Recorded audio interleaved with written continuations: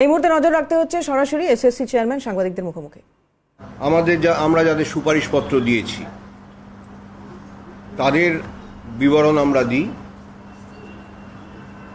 783 জনের। এছাড়াও আপনারা জানেন যে গ্রুপ সি এবং ডি এর ক্ষেত্রে আমি এই চেয়ারে বসবার আগে দুটো বিপরীতধর্মী এফিডেভিট গেছিল এসএসসির তরফ থেকে, যে সুপারিশপত্র যায়নি রিজিওনাল কমিশনের রেকর্ড অনুসারে। বোর্ড বলেছেন যে রেকমেন্ডেশন পেয়েই তারা অ্যাপয়েন্টমেন্ট দিয়েছেন। যাই হোক, জাস্টিস গঙ্গোপাধ্যায় যখন প্রথম তদন্তের নির্দেশ দেন এই বিপরীতধর্মী এফিডেভিটের ভিত্তিতে দেন। তা এই যে ওএমআর ইস্যু আছে, আমরা বলছি সুপারিশ যায়নি অথচ অ্যাপয়েন্টেড তারা হয়েছেন, এরকম 57 জন ছিলেন। এই 57 জনের যেহেতু পরবর্তীকালে মামলার পরিপ্রেক্ষিতে এই তথ্যগুলো আমাদের কাছে এসেছিল, অনেকটাই এসেছিল, এই 57 জনের নামও আমরা দিয়ে দিই। এটা ওএমআর ইস্যু গ্রুপ সি।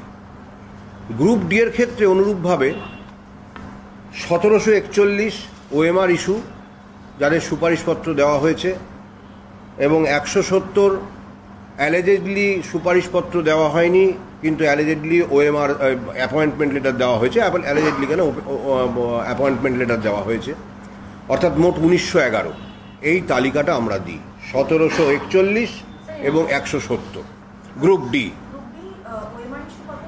মোট 1911। তার মধ্যে 1741 আর 170, 1711।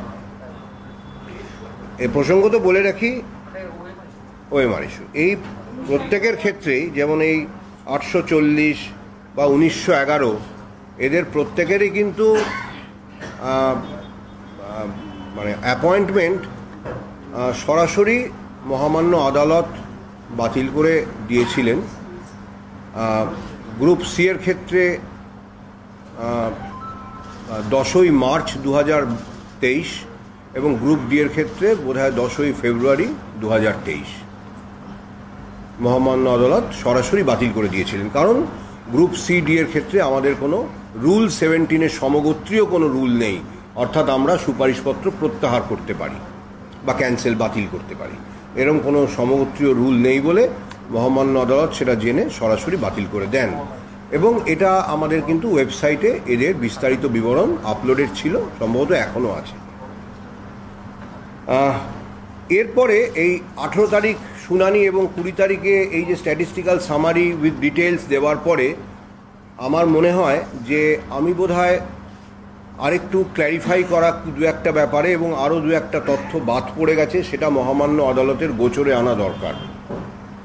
সেজন্য একদম স্বতঃপ্রণোদিত হয়ে আমি 5ই জানুয়ারি একটা এফিডেভিট দিই। এটা কিন্তু কোনো নির্দেশে নয়, 2024, অবশ্যই 2024 5ই জানুয়ারি আরেকটা এফিডেভিট দিই। সেই এফিডেভিটে আমাদের ওই যে র্যাঙ্ক জাম্পিংয়ের কথা বলেছিলাম 183, ইতিমধ্যে আমরা আরও 2 জনের আমাদের ডেটাবেস থেকে, এটা কিন্তু সিবিআইয়ের তথ্য বলে নয়, এটা আমাদের ডেটাবেস থেকেই আমরা 2টি নাম দিই, অতিরিক্ত 2টি নাম র্যাঙ্ক জাম্পিংয়ের ক্ষেত্রে, নবম দশম। এবং এটাও মহামান্য আদালতের কাছে পেশ করি যে 183 জনের কথা আমরা আগের হলফনামায় বলেছিলাম, তাদের মধ্যে অনেকের তো বাতিল হয়ে গেছিল, মানে আমরা রুল 17 প্রয়োগ করে তাদের অনেকেরই সুপারিশপত্র বাতিল করেছিলাম, এবং বোর্ডও পর্ষদও তাদের নিয়োগপত্র বাতিল করেছিল। তা বাকি যে 61 জন সিস্টেমে রয়ে গেলেন, এই 61 জনের মধ্যে এমন 40 জন আছেন যারা পিটিতে বসেননি, অর্থাৎ ইন্টারভিউ দেননি, অর্থাৎ তাদের নাম মেধা তালিকায় নেই, ওয়েটিং লিস্ট বা প্যানেলে নেই, এরকমও 40 জন আছেন। অর্থাৎ 61 জন যারা সিস্টেমে আছেন তাদের মধ্যে 40 জন এরকম ক্যান্ডিডেট আছেন। এটা আমরা হলফনামা দিয়ে জানাই। কারণ র্যাঙ্ক জাম্পিং মানে আপনার র্যাঙ্কের থেকে হয়তো সামান্য পিছিয়ে আছে একজন, চাকরি পেলেন, সেটা হয়তো ভুলবশত হতে পারে, কিন্তু যিনি পিটিতে আসেননি, মেধা তালিকায় নাম নেই, তার রেকমেন্ডেশন দেওয়াটা আরও গুরুতর একটা বেনিয়ম বলেই মনে হয়। তা সেটা আমরা কোর্টের মহামান্য আদালতের নজরে আনা দরকার বলে আমরা সেটাকে জানাই। এছাড়াও 11-12 ক্ষেত্রে আমরা 39-এর কথা বলেছিলাম। এদের মধ্যে কতজন সিস্টেমে আছেন বা নেই এই তথ্যটা আমাদের নেওয়া নেই, কারণ 11-12-এর ক্ষেত্রে আমি আগের দিনই প্রেস কনফারেন্সে আপনাদের বলেছিলাম যে কোনো চাকরি বাতিলের কোনো নির্দেশ আসেনি, মানে হয়তো নির্দেশ আসতো কিন্তু আসেনি, সুপ্রিম কোর্টে স্থগিতাদেশ হয়ে যায়। তা সেজন্য এই তথ্যগুলো কনসার্ন ডিআইদের কাছ থেকে আমাদের নেওয়া হয়নি। যাই হোক, 39 জনের মধ্যে 18 জন আমরা এমন পাই যাদের নাম মেধা তালিকায় নেই, অর্থাৎ ওখানে যেমন 61-র মধ্যে 40 পাই, এখানে 39-এর মধ্যে 18 পাই। এই তালিকাটা